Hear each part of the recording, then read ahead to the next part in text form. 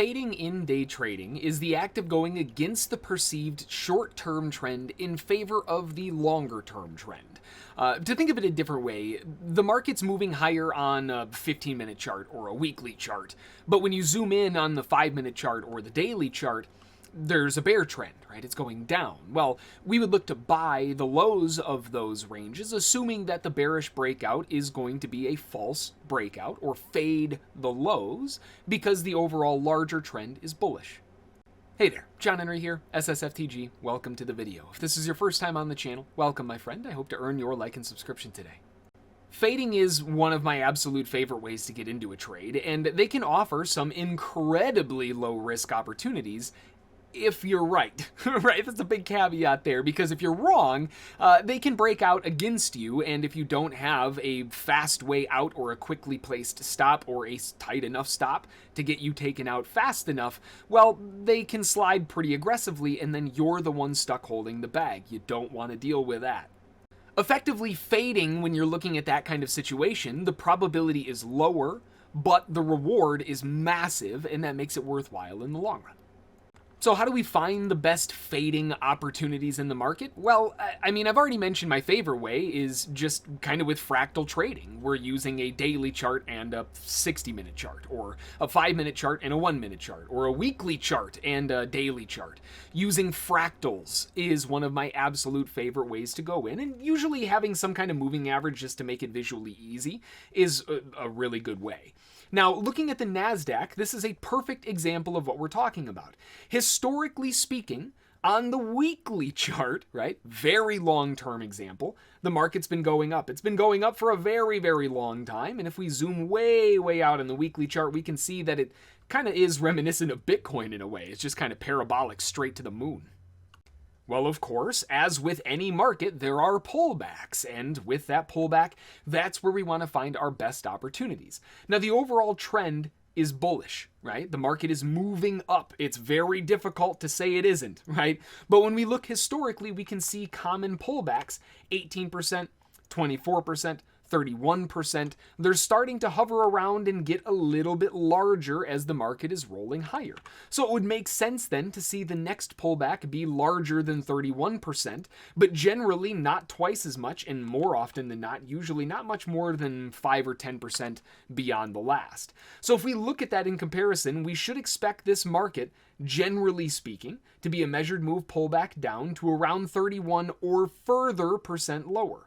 Right, well, here's the 31.8 area, right about there. So if we look at where the market actually pulled back to, almost spot on. And at the time, if you go into a faster time frame, this is going to look incredibly bearish, right? If we go to a one-day chart, we have, even maybe like a 60-minute chart, we have a very, very strong bearish rotation that's been going on for a long time. So with this bearish rotation, that doesn't mean that we can't be bullish, but we've got to fade the lows of the ranges that make sense. Let's look at a 4-hour chart and kind of meet it in the middle. So while we're working our way down, what are we looking for? What are we waiting for? Well, we're waiting for the most logical opportunity to strike. On the larger time frame, on the weekly perspective, we're waiting for the market to get down to at least the 11,800s, down to around 31 to 32%, which actually puts it at around 11,500. It might even have a little bit of a ways to go. But until we get down into that area, I can't really be interested in looking to buy low, fading the lows of the range with the assumption that within that range, the bearish breakout will fail because they don't have the context. The longer term river is pointing up. So by zooming into something like a 4-hour chart or even an hourly chart, this is where we want to really stack our odds as much as we possibly can. Wait for the market to start going sideways, right? The market's moving down, down, down. Oh, wait a minute. Now we're starting to go a little bit sideways. You've got a bit of a wedge, a little bit of a transitional phase here. Then you can see trap on the lows, rotating all the way back up. Now, are you going to be a buyer right there? I mean, maybe if you're incredibly lucky and you've got that really, really low risk mindset in play. But more often than not, a lot of buyers are going to be buying up here or up here while it's leaving that zone. But remember, we haven't pulled back far enough to that zone of support. So really, what are we waiting for here? Well, we're waiting for the retest of that major zone, which happened down here to down here. And what do we get? Well, the overall transitional volume is working its way down, lower, sideways, nice trend, and now all of a sudden we've got a bit of a transition back up. Things are different. We're starting to go range bound and create a sideways transitory range in a zone of support. That is exactly what we want to see, right? That right there is perfect because now we have an established range. What are we looking for? Fading the lows of the range with the assumption that the breakout lower below this monstrous support isn't going to work. So buying underneath this with a continuation up is what a lot of traders are going to be looking to do. And along the way, we can zoom out a bit further and see where would our risk have to go? Well, the last major swing low was here. Below that was right there. Those are very, very close together, so more often than not, a lot of traders are probably going to use around about, let's see, what is that, around 10,400, 10,500 as their stop location. So if they're looking to keep that in mind, if we were to measure this out from a risk-reward perspective, their stop is there and they would be buying a new low. They're effectively risking about 8% or so, but when we combine this to their reward on the upside, their upside would be back to at least the inside swing high, which is 30% back up. I mean, how do you ignore that kind of risk reward? It's absurd. So yeah, of course, fading, like I said, has incredible reward versus risk. But just like a dartboard, right? If you're looking at a dartboard and I gave you a target of this, and your knife is this big, you're probably going to hit that target pretty often, right? But if I gave you a target of this, and your knife was this, you're probably not going to hit it very often, right? When the risk is smaller, it's easier for the market to move away in an area that you don't necessarily want it to do. But when it does what you want it to do, the reward is 8% loss versus almost 31% gain. I mean, it's ridiculous.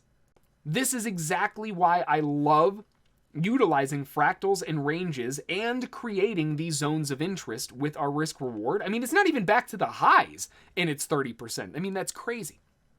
That's the kind of stuff we're looking for. But again, you can utilize this on all kinds of different time frames. If we were looking at a 5-minute chart as an example, while the market is working its way higher, we are obviously in a very nice bull trend. The bull trend has been going on arguably since the crossover here, but I mean, it's been going on for quite a while. Big breakaway move. This is obviously a bull trend. Within this bull trend, does that mean that we can't zoom into a 1-minute chart and find times where it went bearish? Of course not. That happened on this pullback. If you go back to the 5-minute, this pullback right here. While the market was transitioning sideways, going range bound on the 5-minute chart, still super bullish. But when we go into the 1-minute time frame, those fractal time frames, we can see there was actually a period of time where it crossed down in the moving averages and was bearish, making new lows. That's the kind of sideways transitional phasing that we're talking about. We've got a really, really strong move up. All of a sudden, now it's not higher high, higher low. Now we've got pullback? What? What's happening? Now it's a higher low. Now you've got a double top and a new low, and now we've got higher lows, and what in the world's going on? This is not doing what it was before, right? Very obvious. So what are traders going to do? Well, they're going to look to utilize the previous areas of risk, like these swing lows down here, as their risk parameters for reward back up. So if they want to get in with really, really good risk reward, then they're realistically going to want to make sure that they're not risking too much down to this stop. So let's say that they buy underneath the low here as it moves its way back down into that area. They're risking, what was that previous swing low down to the stop? That's right around like 0.43% or so, give or take. Now, as far as the reward is concerned, let's scale this up to the highs and see what kind of reward they can expect back to the top. It's 0.81. So we're roughly about 2 to 1, and that's the kind of reward that you're looking or expecting to get out of these areas. Low reward, low probability, high reward. That's the kind of motto of this type of trading. And here we can see, yeah, sure, we don't know, and we might not be the first buyers to the party, but after we've demonstrated the proof, if they can come back, the support there is nuts because everybody knows what they're expecting. Sure, they know that they are likely, in probabilistic terms, going to be wrong, but if they're right, the reward is very, very nice and it's worthwhile in the long run. Now, I know we've been spending a lot of time looking at the NASDAQ and the future side of things, but this is applicable on any market because of fractals. That's how fractals work. When you zoom in, You have the same market, and it could be an hourly chart, could be a 5-minute chart, doesn't matter. It'll look the same. If you take the time scale and price scale away, you'd have no idea unless you zoom in super fast and it becomes obvious.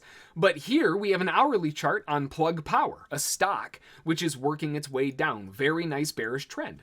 But if we zoom in to something like even a 5-minute chart, we can very easily see that there is a very, very nice bull trend in play. So if we wanted to short Plug Power back to the downside, we would need to wait for a sideways transitional phase in a zone of interest. Now, is this a zone of interest? I'm not exactly sure, but just looking at it, very obviously sideways. If sellers were going to use this, where is their stop got to be? It's got to be up here. Well, if they're selling here and their stop is here, that doesn't fit, right? That doesn't fit that 2-to-1, that 3-to-1, what we need, that high reward versus low risk, that low probability trading, that doesn't fit. So realistically, this isn't a logical type of setup that these traders are going to take there. Now, that doesn't mean that we aren't in a zone of resistance for sellers to sell back down again, but it's much more likely that they're going to base it off of their risk versus the downside. If they were going to sell, let's say here is an example where we are now, we're hovering around now. Let's say it makes one more new high just to play it safe. All right, they're floating at around a 6.9% loss if they're wrong. However, if they're right and it does work its way down to the next area of support, and let's go inside of that, they're looking at 16.5% back down. So the risk versus reward here is significantly better up here. And this is where a lot of sellers will wait to begin striking and wait for that sideways range and then look to jump in. Right? It's all about timing your risk reward, making sure that it fits. It would be kind of interesting to come back in a couple weeks or months and see how Plug Power played out. This is a 5-minute chart, a couple days really, and see how this all worked out. But these are the types of things that you've got to really be looking at. Fractal time frames, and then breaking them down and fading the ranges. And fading is where it's all at. If you're looking to reduce your risk and increase your reward, maybe not necessarily the probability, but if you're looking to drive the amount that you're winning on the trades and drive down the amount that you're losing on the trades, fading is where it's at. I mean, the thing is, when you're wrong, it's very obvious when you're wrong and the risk is small compared to the reward. So it doesn't really matter. You're out 6%, 9% there, but then you gain 16, 17, 18% there. It's this really, really beautiful ebb and flow back and forth that generally has a natural curve to the upside.